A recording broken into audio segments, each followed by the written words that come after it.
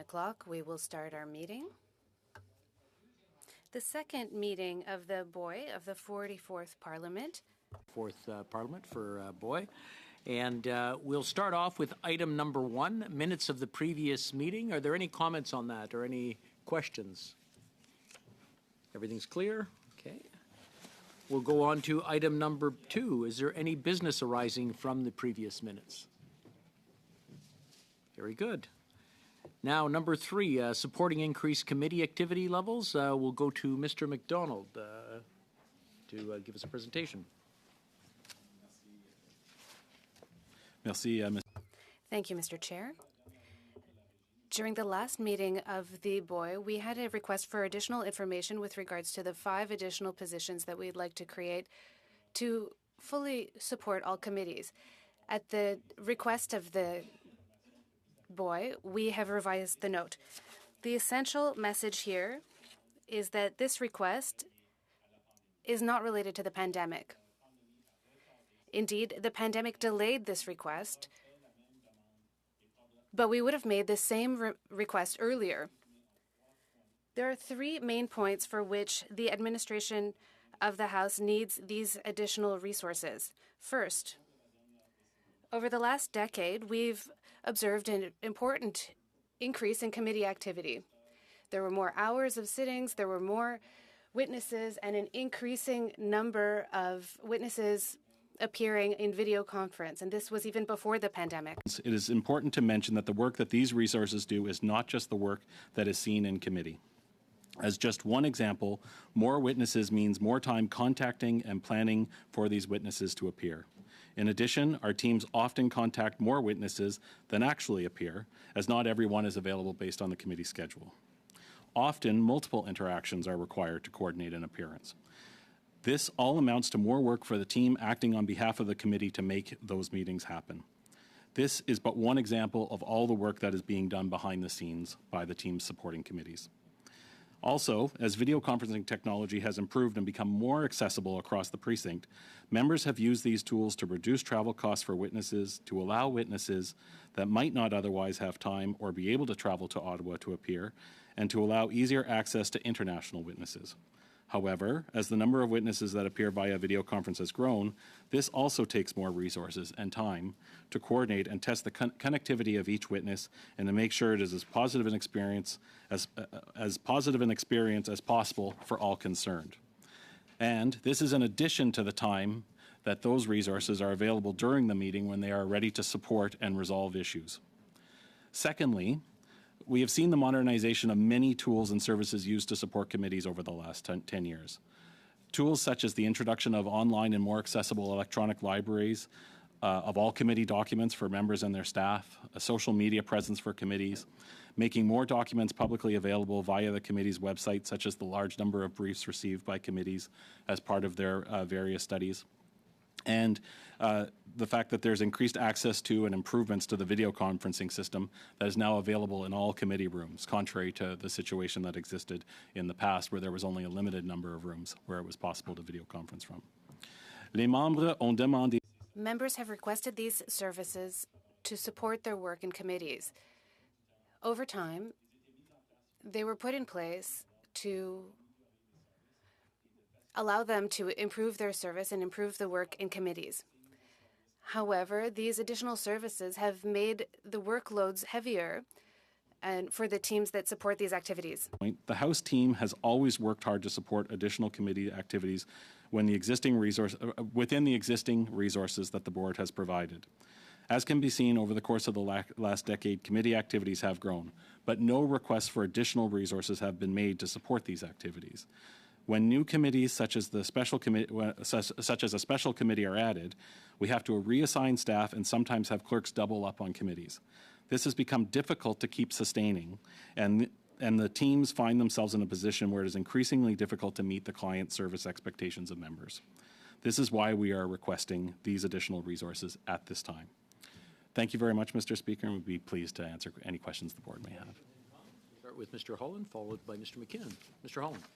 Thank you very much, Mr. Speaker, and through you to Mr. McDonald. Thank you so much to you and all of those that have been working to support committees in what has been an exceptionally difficult time through a pandemic. The first question I would have is in relation to the addition of special committees, new committees. Each time we set up a new committee, do you have a sense of what the cost would be for the formation of each of those new committees? We don't really do it, as I just mentioned, we don't really do it as a specific cost per, so I don't have that information. In essence, the way that we do it is we use the existing resources and we reassign them to be able to support committees as best we can within the existing envelope that we have. What we're finding now is that because of the level of activity, because of the extra work that we're asking our staff to do, we're getting to the point where it's increasingly difficult to be able to ask them to take on another committee. So that's why we're asking for the additional resources today. Yeah, just on that, if I could, Mr. Speaker, we have at this point, I don't know exactly the number, but in the order of magnitude of 26 or 27 committees. That and we have in contemplation. I've heard 4 potentially additional special committees. Can you speak to if we were to get to 30, 31, 32, 33 committees, what effect that has on your ability to deliver service to committees? As always, we would evaluate that as new committees are added, whether they're standing committee or special committees. We would evaluate that, and if need be, we would come back to the board and ask for additional resources. We're looking at what the current demands are, and if based on those current demands, we feel that the additional resources that we've requested are the ones that we need in order to be able to support that. Should the number of committees increase, then we'd have to look at that again, and we might have to come back to the board again. So I'll just make the comment, Mr. Speaker, we're a big and a broad nation that of course many issues face us, but I do think at some point we have standing committees for a reason, and I am concerned with the proliferation of special committee after special committee, that we have standing committees. I think we should attempt to use those special committees. I think we should be judicious in adding new committees. I know there's a lot of important issues, but most of these issues can be dealt with within the existing framework of committees. And when we're having these conversations around the strain that this is placing on resources, we're having conversation about the difficulty of staff to be able to populate all of these. That is significantly compounded every time we move from 26 to 27 to 28 to 29 to 30, 40, 50. I don't know when it ends, but at some point we have to recognize that there are restrictions on the ability for us to serve it, let alone how many members are present to populate them.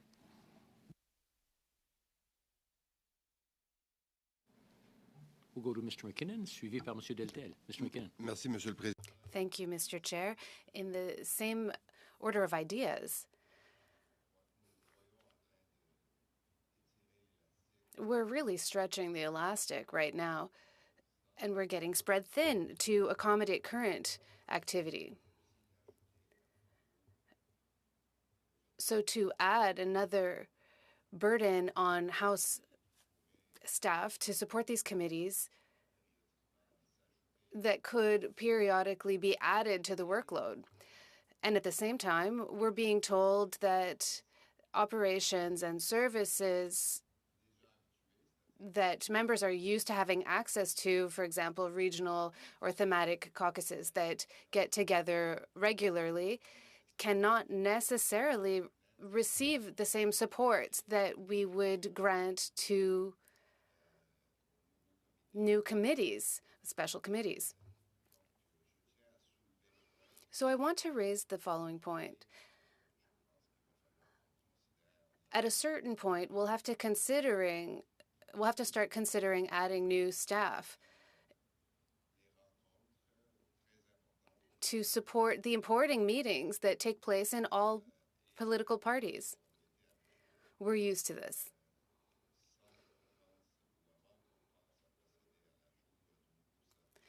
So we need to think about this before thinking of adding new services for new organizations that are being added to the Parliament. So I wanted to raise that point. and to say, I will repeat myself on this point until we can create a level of service that is adequate. And this was provided in the last Parliament. We will continue now with Mr. Deltel, and then Mr. Richards, Madame de Bellefeuille, and Mr. Julian. Thank you, Mr. Chair. Mr. McDonald, always a pleasure to have you here in your home in the House of Commons. And of course, all Canadians are welcome in their House of Commons. Mr. Chair, I think that there's no elastic for the Parliament. We have to meet the needs that we have. So a person that gets up in the morning and says, what committee can we create just for the fun of it? I don't think anyone's doing that. Over the last few years, we've seen the creation of committees that were very relevant. For example, the China-Canada Committee. We never would have seen this coming 5 or 10 years ago. We wouldn't have anticipated such conflictual situations between Canada and China. So we had to tackle this issue. I'd also like to remind everyone that creating committees is not just done at the whim of a parliamentary group for the fun of it. Yesterday, we experienced this based on the proposal. There was a vote in the House, and I think that ultimately it's parliamentarians that have to decide if there is a true need for a committee. Of course, we need to evaluate the situation. Ideas to address some specific issue. There is room for that, and there is a tool for that. That's what we call it a comité spécial. It's a special committee. So that's fine. But I think, Mr. Speaker, that we have to keep in mind that democracy is not an elastic that we can, just for the fun of it, create something just for the pleasure of it.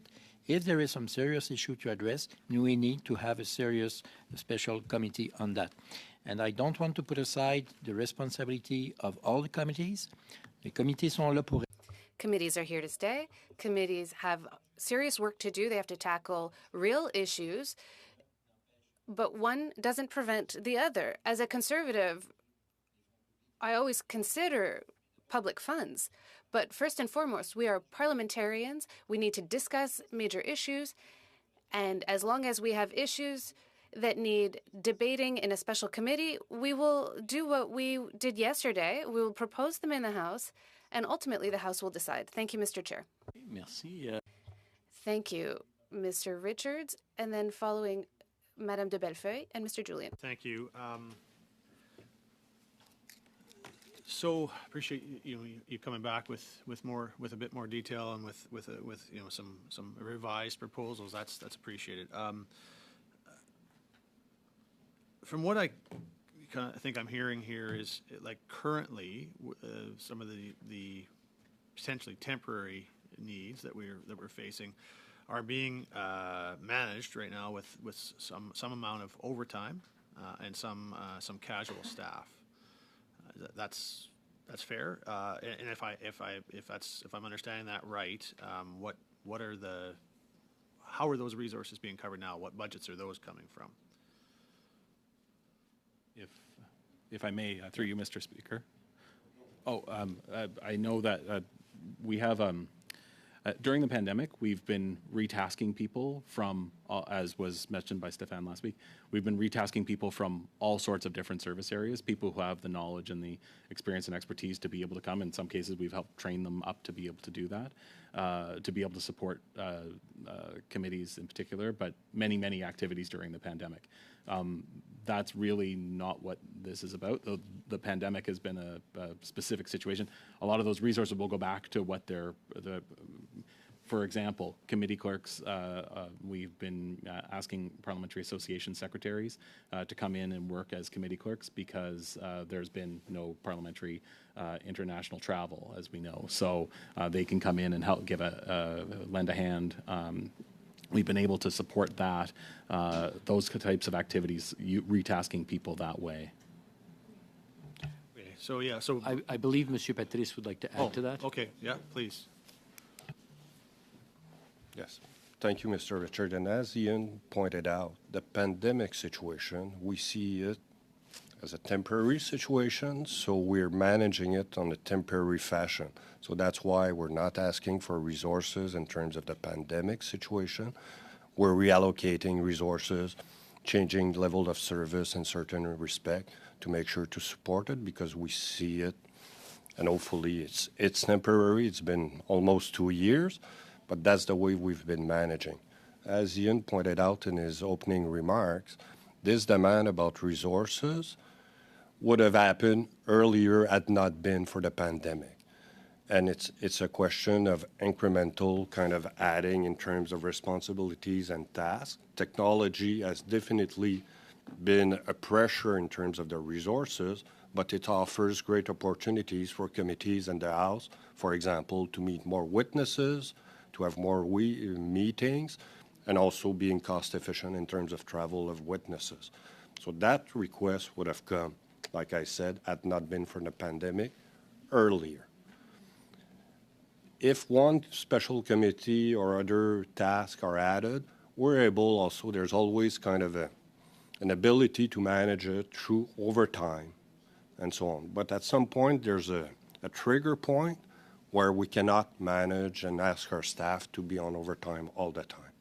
So that's why we're making that request. And as you saw now, we've transformed our demand in terms of a temporary for this year, which it's our commitment to you that we'll reassess during the current year in terms of if we have a permanent need for those resources. I do believe we do, but that being said, we're going to take a second look in terms of the current year. Hopefully, we'll be out of the pandemic by then, and then we'll be able to assess and come back to the board in terms of the cycle of the next main estimates. So, I mean, I guess the challenge that I see here is, like we are dealing with a temporary situation, a pandemic situation, and I know you're indicating that there's been that you feel there's ongoing needs.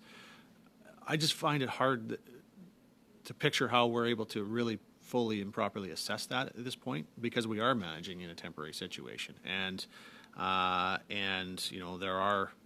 has been and probably will continue to be for the next little while. Resources that are being reallocated and things as we're hearing, as we're discussing right now. As an example of that, right?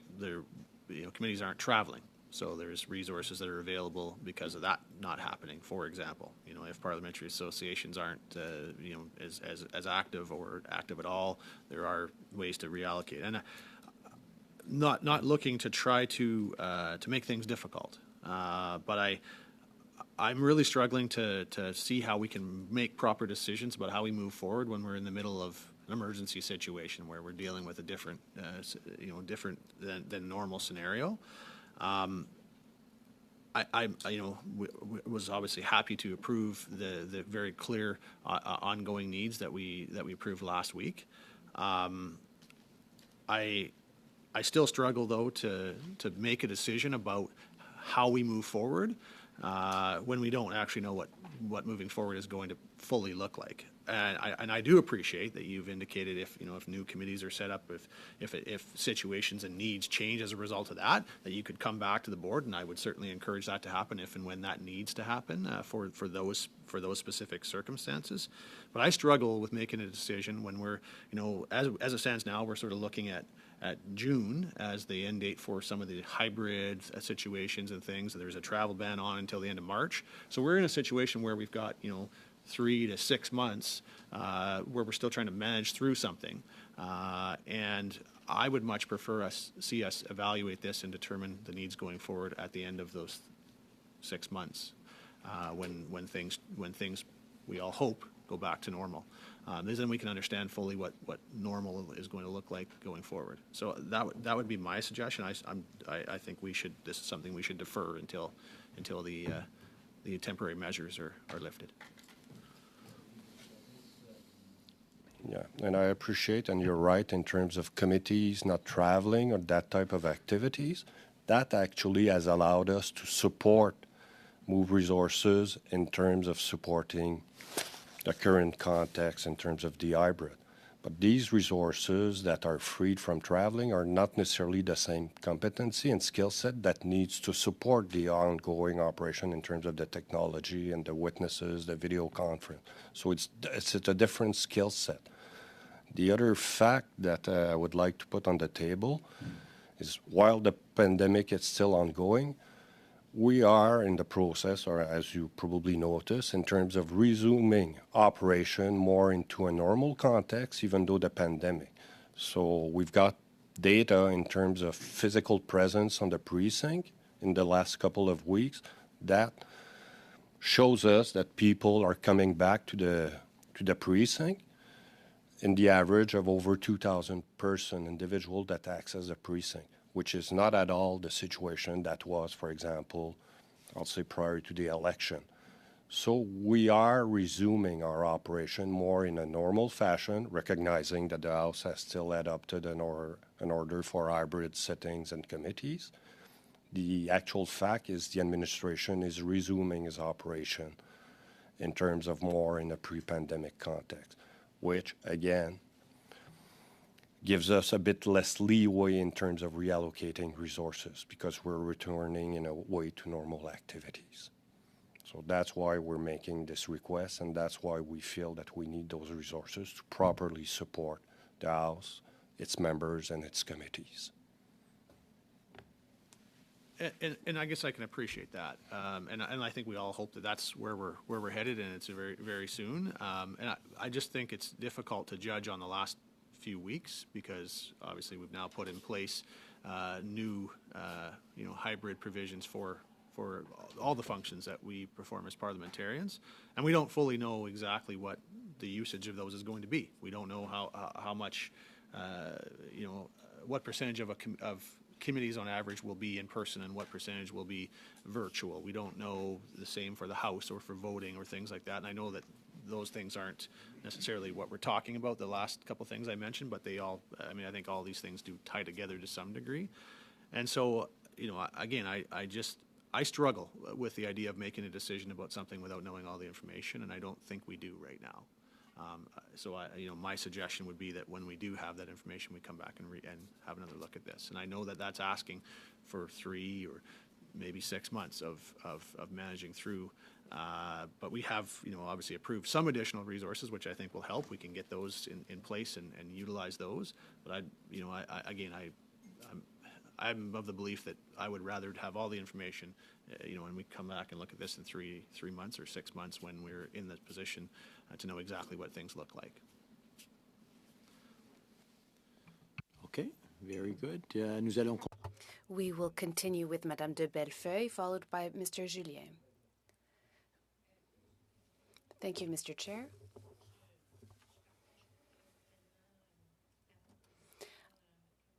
I don't really agree with what my colleague has just said. After reading the documents that were sent to us to prepare for today's meetings, I think that the explanations are quite clear. I would say they're quite precise indeed. And what's interesting to me is all of the considerations that are related to staff. Any organization, through modernization, and we've heard many witnesses talk about this. We have evidence that shows that the House administration has optimized its human resources to support us during the pandemic and to respond to our needs at the same level as pre-pandemic times. So I would say that even before the pandemic, the organization was already running at full capacity to support the intensity and pace and quality of work required by members in supporting their work. And now we're adding clerks, but also the staff that's related to IT and information systems. It's a resources package that is required to support this intensity.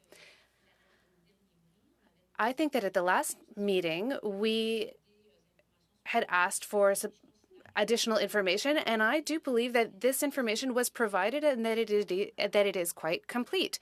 It's not normal for workers or even for an organization to rely on overtime or excessive overtime in order to meet the needs of all of the parliamentarians. We can do it for a certain amount of time. The pandemic aggravated the overtime issue. That's what I read, but I don't think we can continue to be to perform at the level we expect by expecting people to do overtime or borrowing staff from other departments to meet the demand.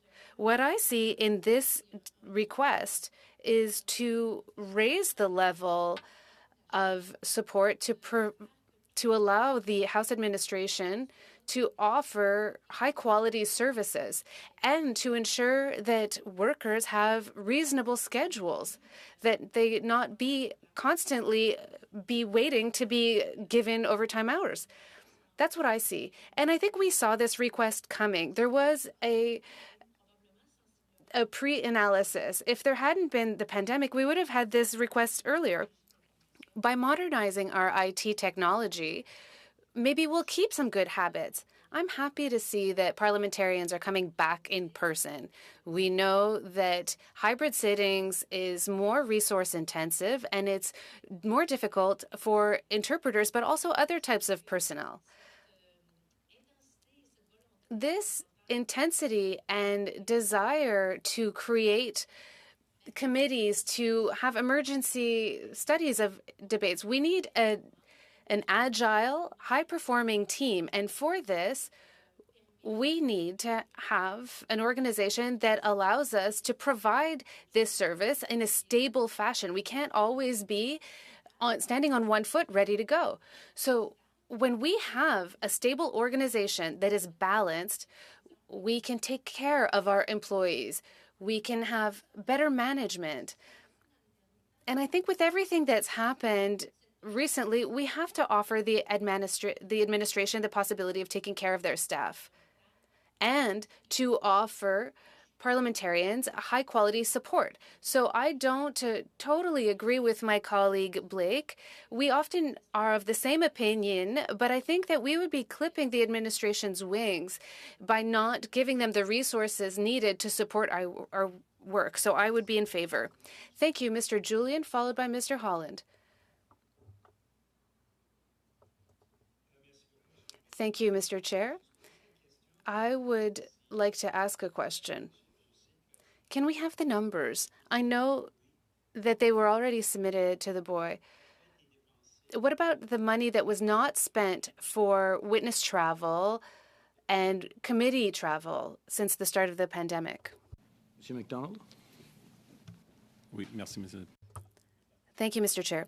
Since the start of the pandemic, nothing was spent on travel.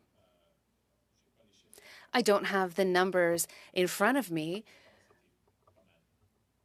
but spending was quite low during the pandemic period because there were really just limited costs.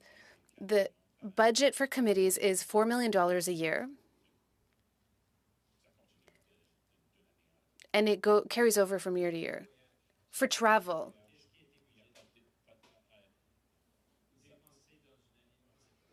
what's spent in a normal year? Nothing was spent. No, I understand, but what's planned for in a regular year? That's not exactly how it works. Committees will decide on where they will travel. They will make a request first to the committee, then to the liaison committee, and that's where travel expenses are approved. So we didn't receive any requests. So it's not like there's a specific budgeted amount. I feel like I'm at question period, but I'm trying to get an answer here.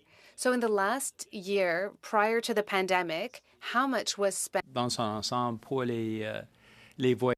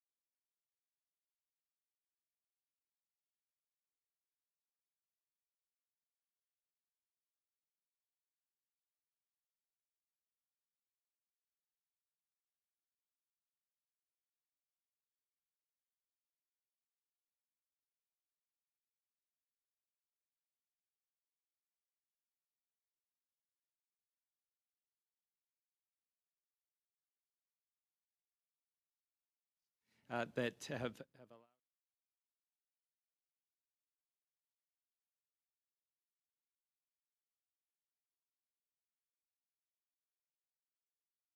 Richards. Mr. Holmes. Thank you, Mr. Speaker. Just on the point of the voting application first, I thought it was quite appropriate that the last vote that this Parliament probably will ever have by Zoom was on time allocation. But in any event,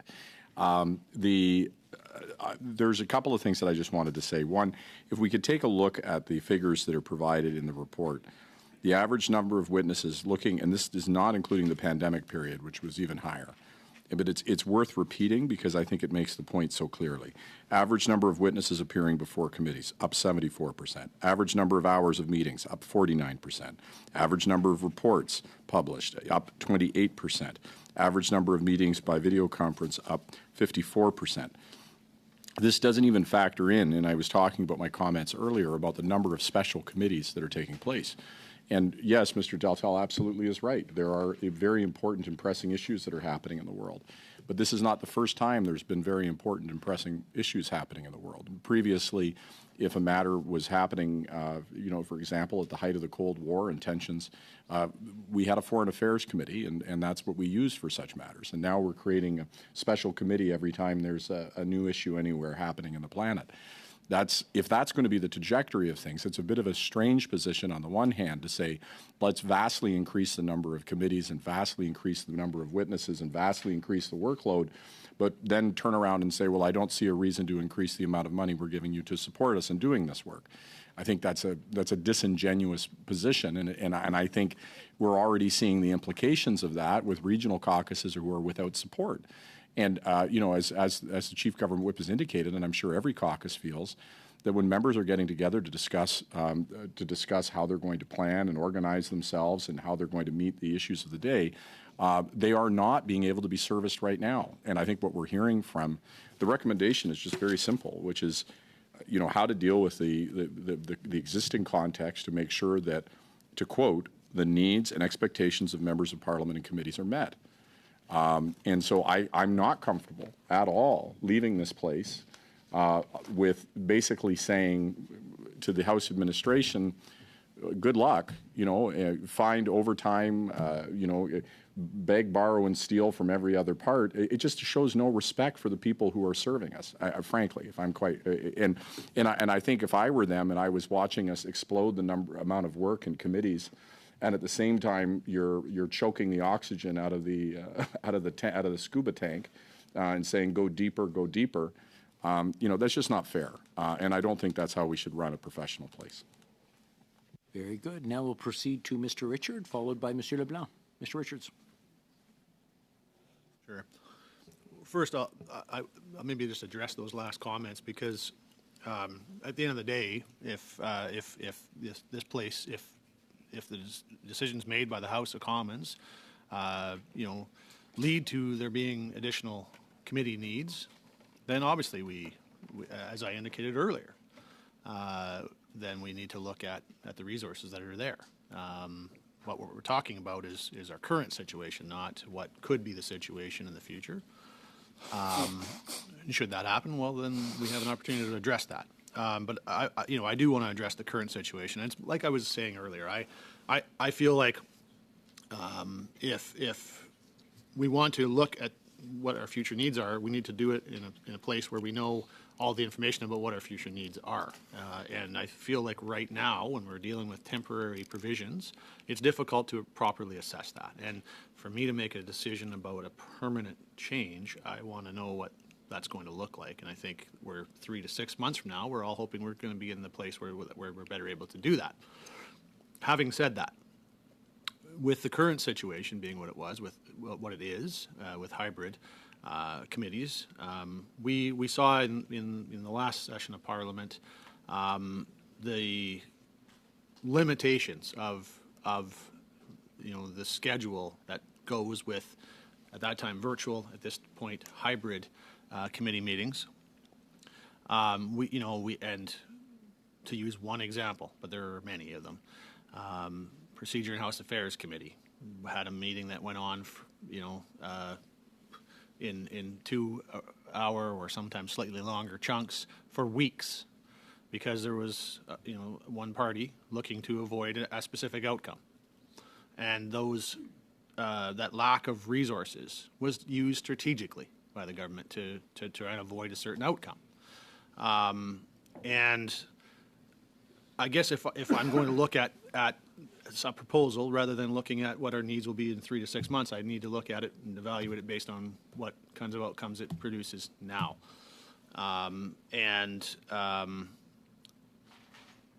What I would want to hear is should these resources be approved, would that,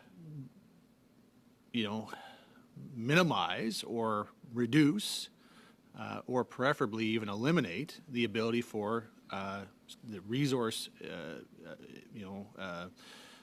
excuse from being one that is used strategically by any political party to try and avoid any specific outcome. So in other words, can the resources provide for extended hours of sittings of meetings and things like that so that we can actually address things and not see resources be used strategically by political parties? I believe Monsieur Patrice will take that question. It would certainly mitigate that risk, and the last thing that we want is that the resources issue be used as a strategic purpose. So yes, it would mitigate those risks and it would limit those risks. That is for certain. And I appreciate that statement. That's an important that's an important assurance. However, I'll ask just for a bit more detail on that if I can, because obviously you've analyzed this and you've looked at the needs, and I'm certain that you would be able to tell us kind of what you expect the outcomes to be of the new resources. So, on that specific point, can you give us an indication of what exactly that would look like? What in other words, would that allow meetings to carry on? Maybe give us a bit of an idea of what the limitations would be on that and what they wouldn't be. Because, knowing that it would be improved is great, but what does improvement look like? Can you give us some sense of that? In terms of the meeting carrying on, following incident in the last Parliament, we've developed a protocol to ensure that meetings carry on. We have to realize that it may have an impact on a subsequent meeting that is scheduled. That is just a matter of location, room, and meeting rooms and all of that. This would allow us to stabilize our resources, like I said, and mitigate risk that we have a resource issue that would have a negative impact on the operation of the House and its committees. Obviously, I cannot offer guarantees in terms of, for example, if we had an eclosion of COVID cases within the ranks of the administration and all of that. These things are always possible, potentially, but it would definitely allow us to stabilize our resources. We're going to continue to use in our staff that are devoted to the operation of the House and the continuity of the House, recognizing that it's one of the foundation of democracy, would continue to offer and provide additional hours in terms of overtime and do what it needs to be done. But there's definitely a mathematical issue and a human resource issue that people cannot give beyond what they can give. I believe Mr. Robert would like to comment on that as well. Okay, sure. I have a follow-up, but I think that there's a need to recognize that committees actually have an administrative infrastructure. And when you create a committee, you need to have that infrastructure in place in order to support its operations. But to your point, Mr. Richards, I think the issue that needs to be remembered is that even if there is an increase in the number of committees and we are able to provide the necessary support to allow for its operations, we are going to still come up to the problem of the number of interpreters who are available to service the committees. So even if we multiply our committees, there's the way they can be scheduled, the way that can be operated, will always be constrained by the availability of the interpreters. Comme on sait très bien, on peut pas. We know very well that we can't function on a unilingual basis. We have to have both. We have to respect bilingualism. So if we don't have people available to help you with linguistic needs, there's a problem. Mr. Richards. Yeah, just in follow-up on that, probably more so to Mr. Patrice, but Mr. Robert, you're welcome to add if there's anything to add, as are you, Mr. McDonald. I do understand that the challenges aren't all about human resources. Some of the challenges are about room availability, and I understand that. At least I believe that's the case, that some of it is around room availability and things. And I understand that we're limited by, for example, how many qualified interpreters are available, and I hear the point you're making, that the more committees there are, the harder that is. I get that. But let's operate on the current situation and where we're at. Can you give me a bit of a sense concretely as to what in the new resources that are being requested today will enable that? Understanding that the challenges around rooms, allocations, and things like that, the challenges around interpretation and qualified interpreters being available, and I know that's important. But there, I need to get a sense what exactly in this, enables meetings. This strategic use of the situation to be prevented or eliminated or reduced. Give me a couple of concrete examples of what in these new either positions or other things that we're being asked can help to mitigate that. Okay, we'll go to Mr. McDonald. Thank you very much, Mr. Speaker, and thank you, Mr. Richards, for the questions. The first thing I would say is that in very, very concrete terms, the addition of a special committee yesterday by the House, two of the resources that we're looking for are a committee clerk and a committee assistant to be able to support. Don't want to interrupt. No. But I'm going to. Because I had thought that in last week's meeting, the three positions we had approved were specifically for that. Was that not the case? There were three resources that were approved, two for the new standing committee. Yes. On science and research. And one technical resource to be able to support sort of an additional committee time, meetings, et cetera, sort of thing, and witnesses, et cetera. So no, these resources, so in really concrete terms, what we see is that we have an ongoing, and it's not just the special committee that was created yesterday in the House. Looking back at the trend as one of the tables we provided in Appendix B, we've had special committee, ongoing number of special committees going back to for the last decade, sort of thing. There's almost always one that exists. We've always funded we've always readjusted internally to be able to support those. But what we're finding is that as the activity levels go up, as the service standards have gone up, the modernization of tools and stuff, it's putting it puts a great deal of extra pressure on, and we're not able to. We're having a more and more challenging time to be able to find the resources to be able to support an additional committee that's been added. So in concrete terms, if these two resources are granted on a temporary basis as being recommended, and we'll come back with an evaluation of that in a year's time. Those are those two people, maybe not those two people, but those resources would be essentially focused on being able to support a special committee. The other element is there's three resources that are more focused on video conference. We used to only be able to offer a certain number of video conference per as in the typical committee schedule, there are 6 meetings in a block, as you know. And so we used to only be able to support a limited number of committees that had video conference. And that was okay because we used to have fewer video conferences. We used to have fewer rooms that were capable of video conferencing. But that just has, as we've demonstrated, or tried to demonstrate, has kept growing over the years, sort of thing. And committees now expect to be able to have witnesses by video conference. Not during the pandemic, before the pandemic. During the pandemic, it's even more complicated and absolutely more true, sort of thing. But even before the pandemic started, that's what was happening. And so these resources are there. These three other resources are more focused on being able to set up video conferences. We did a lean process review to look at the process of how long it takes to set up a video conference. It's very extensive. We've tried to streamline that as much as possible, but it's still a lot of calls to and when you mentioned Proc earlier, when Proc wants to hear witnesses from Westminster, then it's all the calls to set all the emails and calls to set that up, sort of thing. The testing that's required in advance. More and more committees are taking advantage of that. Again, pre-pandemic, certainly more so during the pandemic.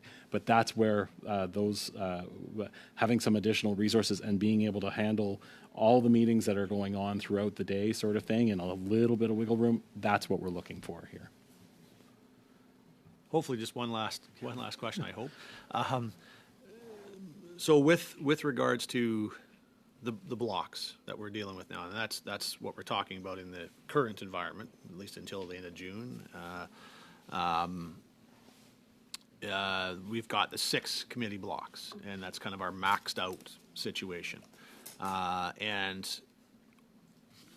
you know, I suppose it might be less of an issue when it's the last committee of a day. You might be able to carry on a little easier, but the earlier committees, that's a bit more of a challenge. With these new resources, for example, would that add capabilities of, say, if one of those 6 committees had to carry on, and there was other meetings coming after, would this potentially enable one of those committees to carry on beyond its time if needed, to be able to, you know, come to an outcome on whatever specific issue they're dealing with? Because to me, if I can see that there's ability for that, for example, or maybe 2 of them could carry on, if we can get some sense of what that concretely means, and I know it may be hard to predict exactly, but I need some kind of a sense, because I think, to me, I can see a very important outcome there if that's the case.